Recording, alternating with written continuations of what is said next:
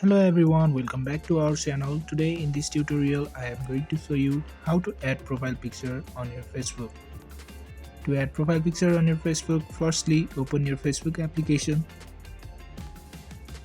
Now tap on your profile at the top left corner of your screen. Now tap on camera icon at your profile picture. Now tap on choose profile picture. Now choose the photo that you want to post as your profile picture. Now tap on save at the top right corner of your screen.